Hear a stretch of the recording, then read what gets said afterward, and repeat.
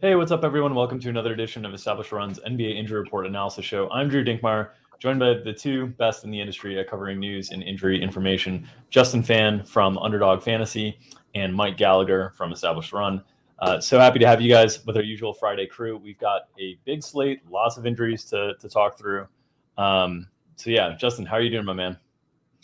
I'm doing well. Glad that the ETR staff is getting back to 100% full health. The NBA is getting back to 100% full health. Everybody's getting out of the protocols. So, feeling optimistic, feeling good about things. Yeah, and Mike, the COVID fatigue still lingering, but you're still bringing it with matchups today. So how are you doing? Yep, doing good. Took like a little 30-minute nap before we came out here. Gotta get that little midday rest. Feeling pretty good. I think no protocols today, only Wes Unseld, right? So feeling pretty good. Lack of protocols is good stuff. We actually have injuries, so we're not the health and safety protocol show anymore. I know it's crazy. We gotta pivot. Yeah, exactly. Just pivot to whatever the new content is. On the injury front, there's plenty of stuff to talk through today. It's actually quite a bit for this 9-game slate. So let's get started there. Some of the big questionables on the slate. Wanted to start with Miami and Jimmy Butler. We've seen Miami's just been playing incredibly well, even in the absence of Jimmy Butler and Bam Adebayo. Jimmy practiced, so there's some hope with the questionable tag that he will be able to return tonight. What is your expectation here, Justin?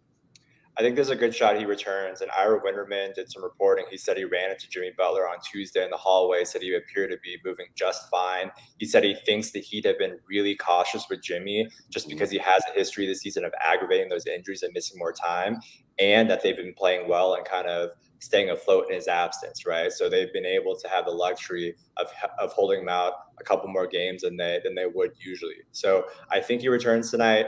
Wouldn't shock me though if they continue to be cautious and hold him out another game, especially with how bad the Hawks have been looking as of late, especially how they killed this team on Wednesday. So I would lean towards him playing in this spot. And then Gallagher, who do you think loses minutes? I mean, everybody for the Heat has played so well. You've seen, Max Strus come in and play really well. Duncan Robinson against the Hawks played really well. Caleb Martin's been great. Dwayne Dedmon's even, he just returned and he played pretty well in that game. So, who do you think it gets lost or thrown out of the rotation here to accommodate Jimmy coming back in and playing the usual, 30s minutes for Butler? I think Caleb has to start again. He's been really good. They put him on Trae Young in the last game. He kind of took him out of his rhythm. He's been their main point of attack defender, and he's been great in that role. So that's kind of Jimmy's role a little bit. So maybe they don't need it as much, but I feel like that they really want him in there. So I think Caleb still starts, which is crazy to have both Strus and Duncan off the bench. So maybe Strus goes away entirely there. But either way, if Jimmy plays, you're not playing Strus regardless. But I think Caleb's his minutes ceiling come down a lot, as I mentioned. You're kind of overlapping skills for how he'll help. But I still think Caleb will start kind of as a 2 guard there. They obviously hero off the bench, but he won't be a play with his minutes ceiling coming down. But I think Caleb still starts again. So the candidates that I'm looking at that could potentially lose playing time here and fall out of the rotation entirely would be Strus, Gabe Vincent, and then maybe Dedmon. Those 3 guys are kind of the guys that I'm looking at because you could get away with, sliding PJ Tucker back to the 5 as the backup 5 and staggering him in your 7 a little bit more. Strus and Robinson, I think Robinson is still ahead of Strus, even though Strus started last game. I just think, contract, long-term history would still have Duncan ahead of Strus. I think Vincent might be the most likely to take a step back. He just got back with the team and been hurt, but I was interested in kind of your guys' thoughts on handicapping that. Justin, who do you think of those 3 would be most likely to get the boot from the rotation? Or is there someone else that you think Jimmy would replace? No, I think Vincent and Strus are probably the most vulnerable here. I think Dedmon would still be in the rotation, but see his minutes scaled back a little bit, especially when you see on the other side, Onyeka only played 24 in this spot. They were pretty comfortable running that Gallinari and Collins front court at times. So, I think everybody kind of takes a step back. I think Vincent is definitely vulnerable here, even though he just returned. Yeah. All right. Let's go to Orlando, where we are getting a return. Jalen Suggs is going to return, assume a heavy minutes cap on him. He's been out a long time, had nothing to do with COVID. And then Mo Bamba is questionable on the injury report. They were without Bamba and Wendell Carter Jr. last time. Wendell Carter Jr. not on the injury report this time. We got the Robin Lopez start again. We got another productive Robin Lopez game when he was in the starting role. What's your expectation here, Justin, in terms of minutes limit for Suggs in terms of Bamba's availability? And do you think they would start Bamba as the true center, or would they start more of a power forward and like continue to roll Robin Lopez out there who's been playing well? Yeah, so I would say probably low to mid 20s for Jalen Suggs. He's missed the last 20 games. He hasn't played since like November 29th, so expect him to be pretty limited. They already said he's coming off the bench. I would think Chuma and Bamba would start, or Chuma or Robin Lopez would start, depending on Mo's availability. Mo Bamba game time decision. He was no longer in a walking boot this morning, which is positive. Didn't get a report about his level of activity in shoot around, so TBD. That sprained toe, we'll see. There wasn't specificity on the injury report if it was like a big toe, because if it was a big toe, it'd be turf toe. That's his toe sprain. So we'll see about his limits. How he looks. But yeah, Robin Lopez played all the way up to 31 minutes in his return after missing 6 games. I was a little unexpected. I had him around 27, 28 projected. So good spot for him if Mo misses. Cole Anthony takes a bit of a step back. He's minus 4% usage rate this season when Suggs is on the court. And then I don't like Chuma's spot either, because they can, with Suggs there, they can slide Franz Wagner down to the 4, play Gary Harris, who's been revitalized. He's now a really solid 3-and-D player. All of a sudden, they can play him at the 3, right? So Chuma has minutes downside in the spot, even if Mo Bamba misses. And then to add on top of all this, there's definite blowout risk just overall. There's 11-point spread here, largest spread on the board. So yeah, it's tough to really get too excited about any of these Magic players with Jalen in the mix. I would just look towards Robin Lopez if Mo Bamba's out again. Yeah. Usually you like to attack the Charlotte games, but might be a tough spot here with them heavy favorites against Orlando tonight. Mike, anything to add on the Orlando notes there?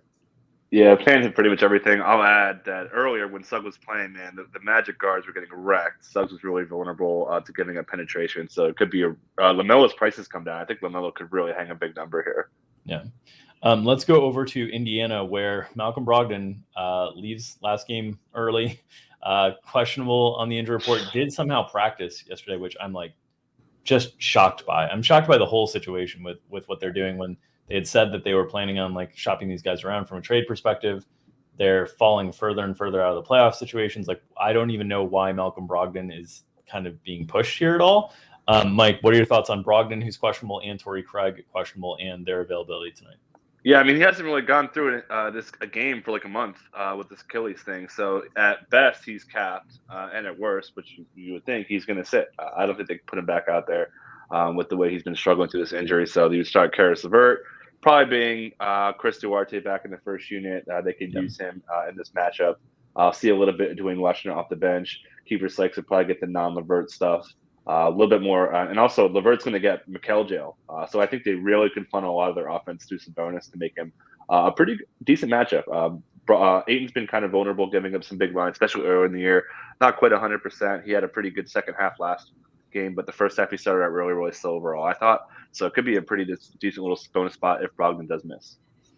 Yeah, and you guys did, in the battle of the established run Slack chat, you and Claff won this round against Boston last time with Indiana minutes projections. Torrey Craig did start the second half over Justin Holiday to face off with Jason Tatum. If Craig's healthy enough tonight, I don't know if he would get that sort of opportunity again against Devin Booker. It seems like they like him against bigger guys, not kind of smaller wing guys. I see you both nodding along in agreement. So if Craig is able to go, it'll go back to that normal bench role. And it does look like for the time being that Lance Stevenson has passed Jeremy Lamb, Kiefer Sykes, Dwayne Washington in terms of that primary backup guard handle. Obviously, if Brogdon was out, there would still be potential room for Sykes to get back into that rotation there. But they have enough ball handlers between these secondary guys with Lance. Lamb can run offense. LeVert can obviously run offense. That it wouldn't be a situation where I would expect meaningful minutes from any of those guys. Indiana generally getting a little bit healthier here. Obviously, without Brogdon, LeVert and Sabonis and Turner all kind of pick up opportunities, but tough matchup tonight with Phoenix on the whole. Speaking of Phoenix, Cam Johnson questionable. He missed the last game. What are your thoughts on his availability tonight, Justin? Yeah, I wouldn't be surprised if he misses again. We'll see. Without him, they ran big minutes for Mikal Bridges at 41, Devin Booker 36, Jay Crowder 35.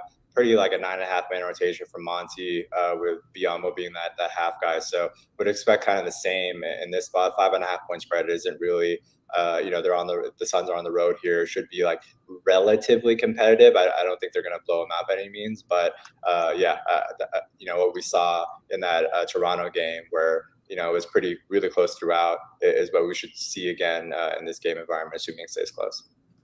Yeah. Any concerns about mascots in Indiana tonight and Devin Booker's portrayal of Robin Lopez going against the mascots, Gallagher? I think they'll be okay. With that one.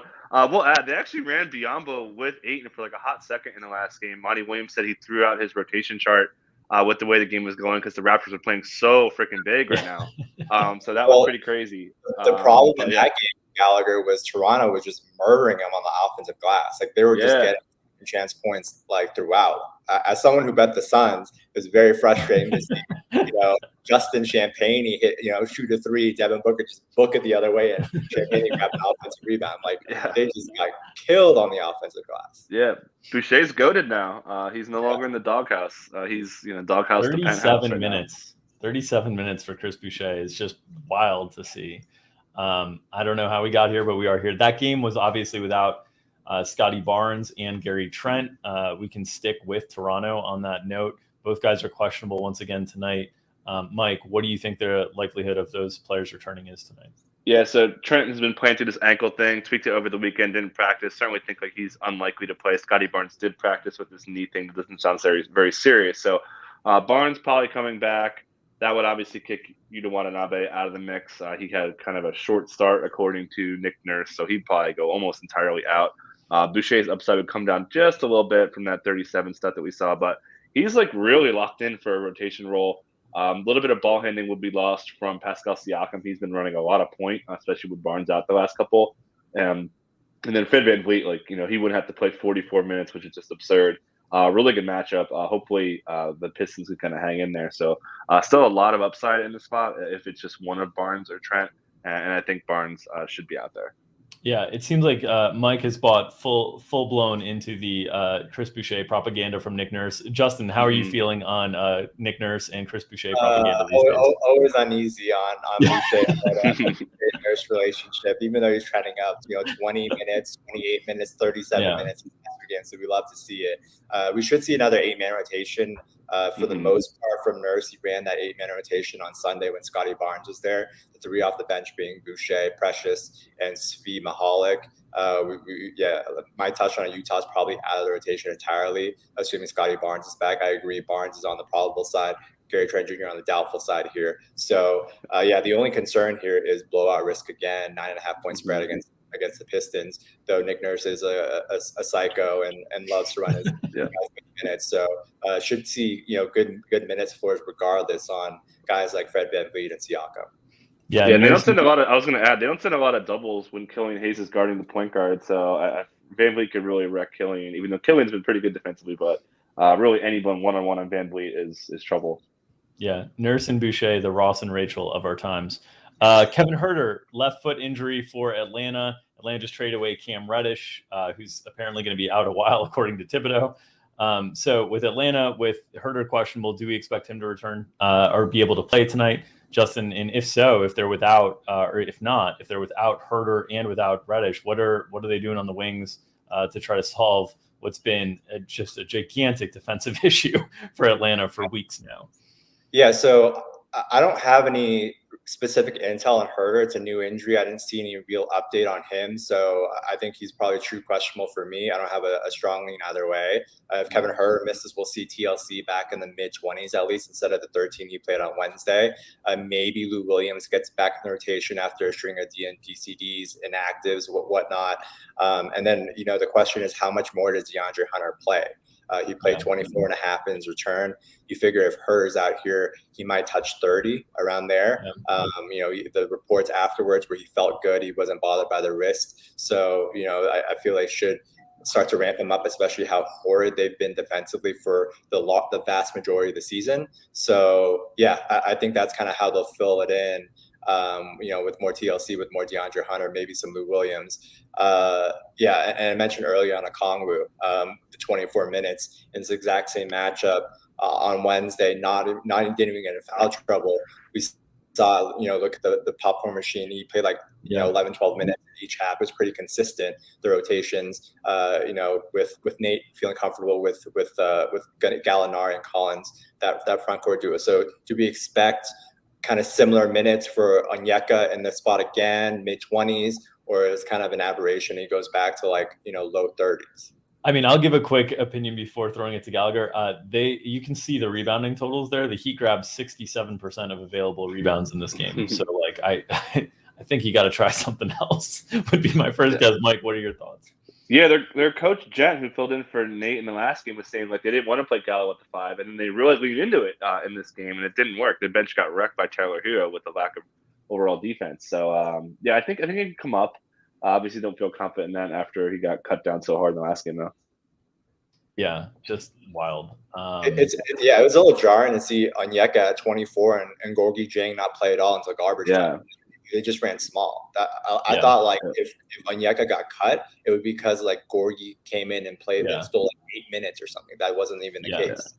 And I guess Atlanta did close the rebounding gap at the end. I looked earlier in the game and it was up to 67%. They got it down to 59% by the end of the game of total available rebounds for the Heat, which is still just an outrageous number to get 60% of the boards, basically. I was going to say that there's a chance that maybe Hunter does start and to take TLC, maybe TLC out entirely. So that would kind of be one way to go a little bit bigger there. I think he's got a little bit of a better shot considering what they did last game was just not the right answer. Do you have a lean on rework it? Do you have a lean on Herder, Gallagher? No, I don't. Foot contusion, so I guess he just banged it in the last game. He doesn't really have much of a history there, so probably, like you said, I think he kind of nailed it. I would also say that I think if Jimmy Butler is back, more reason to get DeAndre Hunter back in the starting lineup as well, just from a size strength perspective compared to some of the other on Jimmy. So, okay, let's move over to Cleveland, where Isaac Okoro and Rajon Rondo are both questionable.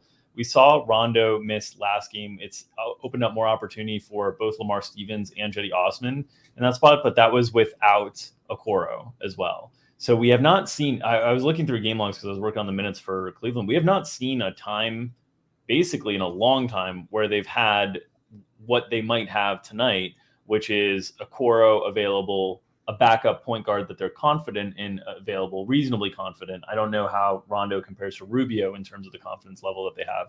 I would guess not nearly as much. And then Lamar Stevens has played well enough to earn more playing time here.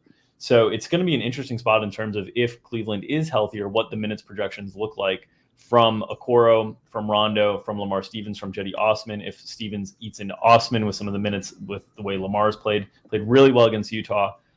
Right now, the way that I have it is Rondo had been having a lot of overlap with Garland before without Okoro. I think with Okoro back, that goes mostly away, if not entirely away.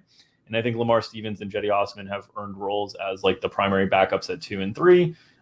So I do think if they both return, I don't expect Okoro to go right to full minutes right away was my guess. I'm thinking maybe mid upper 20s because it's been a little bit of time for Okoro, but what are your thoughts here, Justin?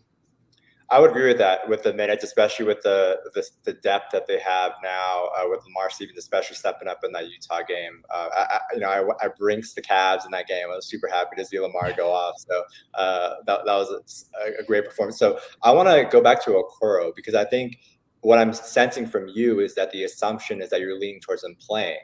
I just with a questionable, I didn't have a strong feel on, so I just assumed in and worked the minutes from there. But I don't know. I'm open to your guys' interpretation. For me personally, I'm pretty skeptical of him playing just because he's only 11 days into what was initially a 2 to 3 week timetable. So it seems like a situation where they just kind of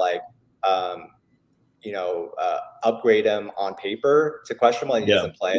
Maybe that happens for another game or two, but I'd be fairly surprised if they push him back this early into that timetable. Maybe that. So in that scenario, you expect rotations to be somewhat similar as the Utah game. I mean, we had Brandon Goodwin kind of fill in that Rondo role. I assume Rondo could maybe take a little bit more than what they put on Goodwin's plate, but pretty similar rotations to that Utah game is your expectation. Yeah, and then you maybe knock down Cedi a couple for the overlap type of things. But I think Lamar earned that role, especially coming off that Utah game. So would expect something similar. Yeah, and I'll add, maybe Cleveland has a super dope elbow specialist because Mobley had an elbow injury and he beat that timetable by a solid week. So Right. Yeah, I think there's a chance he could be out there. Rondo's had a bunch of hammy issues, not the same hammy that he had with the Lakers, but yeah, I think he's probably a little bit unlikely we're projecting him in, but I think there's a chance that, if they're both out, like we've been saying, Stevens could maybe be a guy. People will probably chase what he did in the last game just because he's been, really taking advantage of leaking out so much. But yeah, I'd keep an eye on that. And a team that does allow a lot of leak outs with the Spurs too. So it was basically an 8-man rotation as well, with almost a 7, with Goodwin kind of, functionally the 8th, but a lower minutes. So they will run their guys heavy minutes. And obviously this game got out of control largely in the third quarter. I was actually on the over on this game when everybody got rolled out with the bigs. I thought Cleveland would score easily. They held up their end, but Utah just could not generate offense. I thought it was just going to be all sorts of threes. They did launch 47 of them. That was their path, though. They should have. Yeah. That was kind of my thought process on firing the over. Did not end up working out. But yeah, I think it's a spot where Cleveland could have really, really tight minutes once again in a fast-paced game against San Antonio, right? So a game that has a lot of fantasy potential tonight. This might be another good Steven spot too, because you got DeJounte on Garland, right? So maybe a little bit more usage for guys like Lamar, maybe Evan Mobley up front. Yeah, I think it's a good Mobley spot tonight.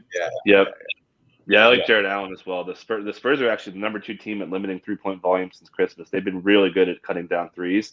So you mentioned DeJounte's linked on Garland, so I think the front court guys could really take advantage here. Yeah, for sure. All right, let's go to Sacramento, where the bigs potentially are back tonight. Richaun Holmes, Tristan Thompson, both questionable. Holmes has the return to competition reconditioning tag. I think with Holmes, especially because we've seen earlier in the season when he did return, they had him on minutes limits earlier in the year. I would expect that to be the case if he does return tonight. The center rotation has been a mess. We talked about it, last time out. Kieta had played really well the time before, and then he was nowhere to be seen against the Lakers. It went to some of those smaller lineups. Bagley and Metu got a bunch of minutes.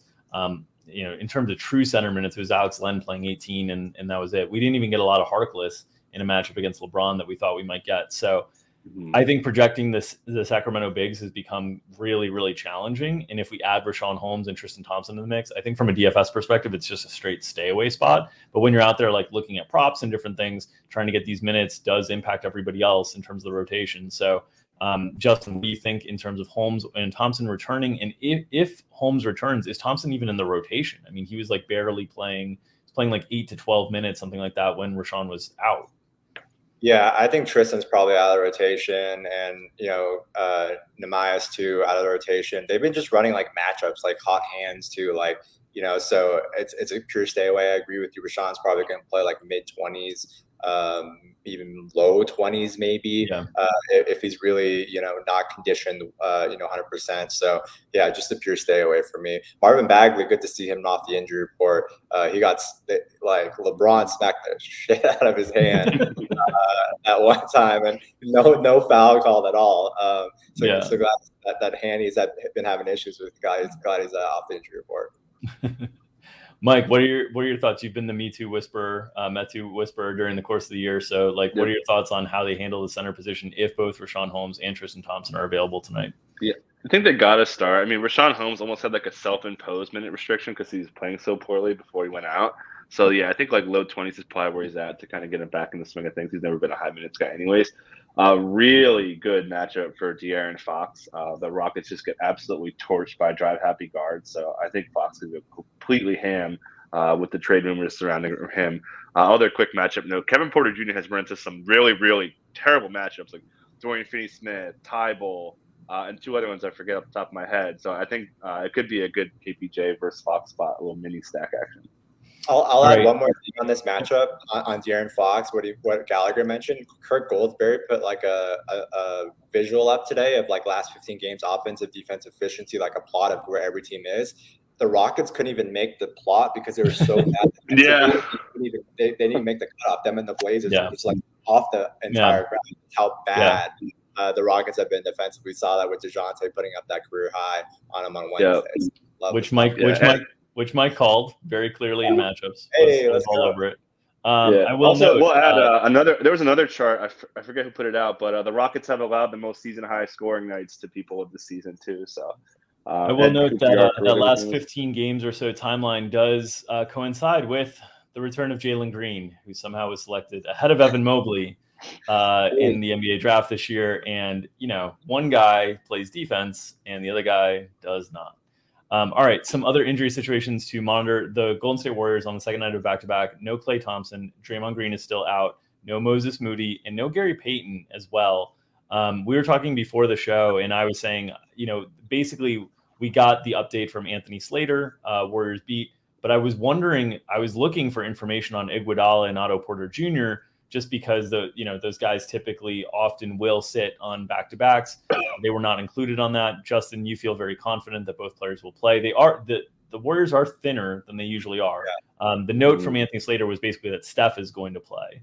And Peyton and Dre were out, and Klay. But what are your thoughts here? Is it still? I mean, these rotations from the Warriors, obviously last night was impacted by blowout, but like they have so many dudes that I thought they could still afford to take a night off for Iggy or Otto Porter Jr. if they wanted to. Yeah, well, last night was really good for OPJ and Iggy's chances of playing because of the blowout, right? OPJ only played 15 minutes, Iguodala played 13. So that's why I feel pretty good about those guys' chances of playing, since they didn't go that much last night, right? So the question is who starts at the 4 tonight. They slid, I guess they started GP2 technically at the 4 last night. No, Klay started at the 4. Oh, yeah, they had Klay guarding Bobby Portis and Looney on Giannis. So this is one of the things we've been betting Klay unders on rebound props since he's returned. And one of the things that's like we've been under 2.5 in the first 2 games, and he landed on 3 with his last rebound and his last possible board he could get both times. Last night stayed away from it with the starting lineup because I thought he was going to be playing the 4, which was the correct situation. Then he lands on 2, and I was just like tilting my face off. But I think they're going to play Klay more up position this year. I think I just think it's going to be they have the perimeter wing defenders. I think it's to help protect the lateral agility a little bit. I think that's going to be the approach with Klay. So we'll see who starts. I think it's probably between Otto Porter Jr. and Juan Toscano Anderson, who gets that last starting spot. I think Gallagher, you probably lean Otto Porter too. I would probably lean that way as well, just given the matchup. But I like the spot a lot for Jordan Poole. Without you probably get Zach LaVine, and you get a lot of ball on Steph Curry. So and it goes both ways too, with LaVine getting Jordan Poole on the other end, and DeMar drawing Andrew Wiggins. So it's a good spot for both those shooting guards there with Jordan Poole and LaVine on both sides of the ball. And I feel pretty good about Jordan Poole's minutes in this one. The Warriors in this spot are obviously they're deep, but they're deep today at 3-4, not in the backcourt. Their backcourt reserves are Chioza and Damian Lee, right? All that depth is at the 3-4 with JTA, Iggy, OPJ, Kuminga. So, even I would be surprised if Poole doesn't start. But even if he does come off the bench, I still feel really good about his minutes, especially with how bad Damian Lee has been for a while now. Yeah, I think they can run like Iggy at the point too, to like they could, especially against the Bulls with Lonzo. Bulls play bigger lineups on the whole. And Kobe White's not like a guy that blows by you. So like defensively, you don't need like a body to stay in front of him. So the Warriors are still super deep. They can do a lot of things. The big thing for me is like, do you think there's any chance that they throw some limitations on Steph and like keep him around 31, 32 instead of the 35, 36, because he has played a lot of basketball and he has not been playing very well of late? I don't think so. I think they'll get him up there if they're playing well. He didn't play a lot last night. That's the caveat. If this one stays competitive, I think he'll play pretty full, but we'll see. Both teams coming off like embarrassing losses on national TV, like the Bulls. Well, it's really not fair. The Bulls are used to playing everybody when they're missing their best player. So like it's really not fair that you ask them to play against a team with all their stars. Like that's it's too much. It's too much. Okay. And let's fans stole all my thunder with the matchups, man. Like LaVine's going to see a lot of favorable stuff with Wiggins on DeMar. So I think this is a LaVine smash. Nice. Let's talk about Philadelphia. Danny Green is out there. Still no Shake Milton as well. They do have Tyrese Maxey. He returned last game. So in terms of replacing Danny Green's minutes, they have the ability to do so with Tybal, with Korkmaz. Those guys will be the primary beneficiaries. Isaiah Joe got some second half run after, I think, not playing in the first half. I think it was like a weird substitution pattern last game with Philadelphia. So you see there, like he came in as like the Danny Green rotation sub there, but Korkmaz and Tybal are the guys that I think are most likely to benefit here. Anything different in terms of your expectation, Mike? No, I think you nailed it. See a lot of Matisse Thybulle. He actually did a pretty good job on Jason Tatum in the last matchup, so I'd expect him to pick up that matchup, which could set up Jaylen Brown, much like the Levine spot, where path of least resistance, where Jaylen, they're not going to have a really good defender on him. So especially with Embiid, when they played the last time, one game he killed them. That's when they missed everyone and Cantor played. Yeah. And then one game they had everyone, and he only had a season low 13 points. Because Time Lord's been playing really good defense lately too, as has been Horford. So I mean, it sets up really good for Jaylen Brown in this spot with a lack of another defender there. Horford has always defended Embiid fairly well. Aaron Baines was the guy who gave him a decent bit of trouble for a period of time in Boston, but Horford's always done like a pretty decent job as well. The thing here is like I'm still seeing these overlap minutes between Embiid and Drummond, and I'm still like totally confused at what is going on here. Too much against Charlotte. I was watching that game. Like what are you doing? Carried away with it. I don't know. So that's got. I mean, if they're doing it against Charlotte, they got to be doing it against Boston, I would think. Yeah. So this is another way that they're gonna supplement some of those Danny Green minutes. I don't think it's a big deal on the whole. Derek Jones Jr. out for the Bulls. I was going to add the Doc Rivers was saying. He said, "quote We were awful, so let's try something." That was his reasoning for why he would go that route, which is pretty funny. But, go ahead. I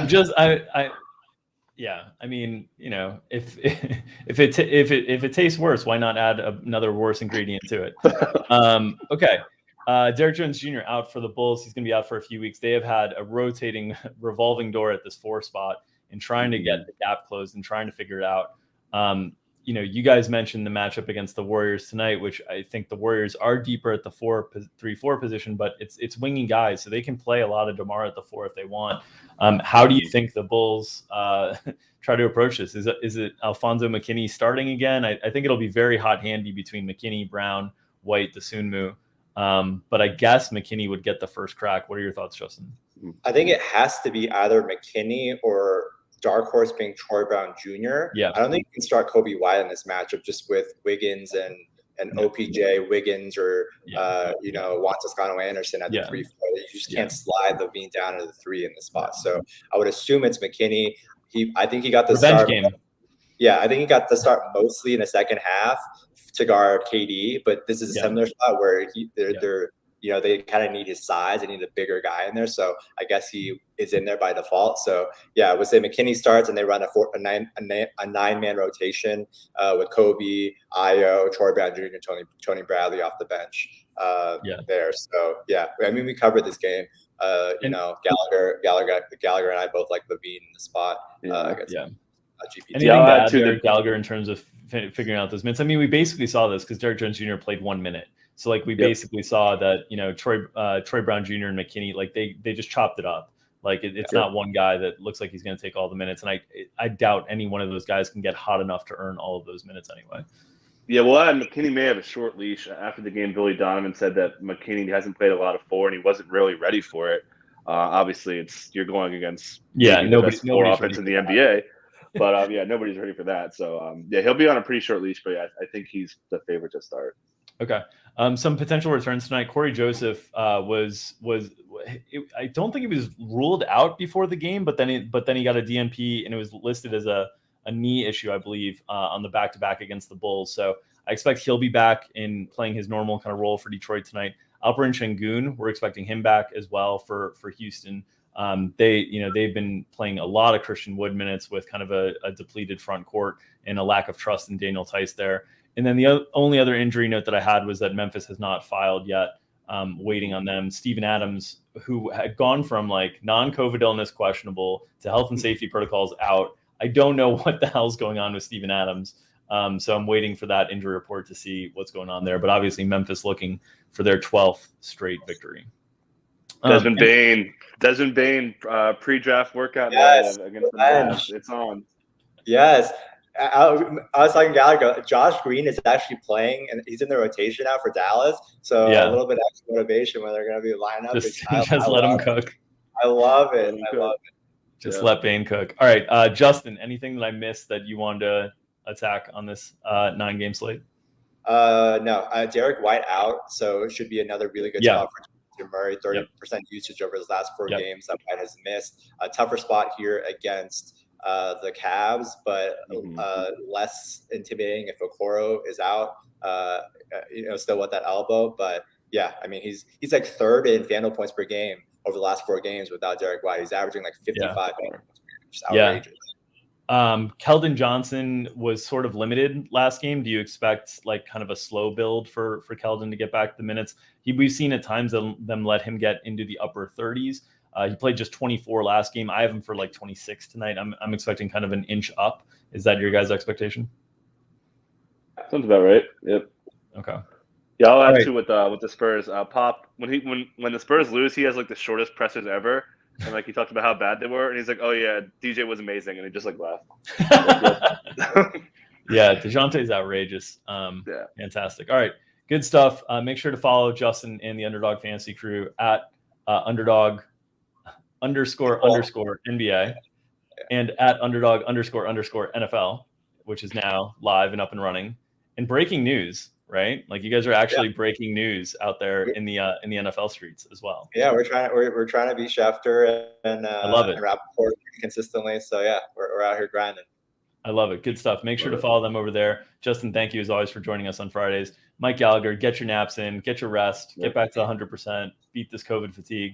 Hope everyone out there has a great weekend. Enjoy the holiday weekend. We will be grinding very hard on Monday on MLK Day. We will not be having the injury analysis show on MLK Day because games will be ongoing. So we will return Tuesday, the 18th at 2:00 Eastern, myself and Mike Gallagher on the injury report analysis show. If you are a subscriber of Established Run's NBA DFS premium content, I will be joined by Mike. Are you on the show with me today? Who's on the show? Yeah, finally. I thought you signed on me or something. You're back, baby. I'm back. Mike and I will be behind the paywall at 5:00 Eastern tonight, breaking down this 9-game DFS slate. All right, everybody, enjoy the holiday weekend. We'll catch you on Tuesday next week. Best of luck out there. Enjoy the NBA games.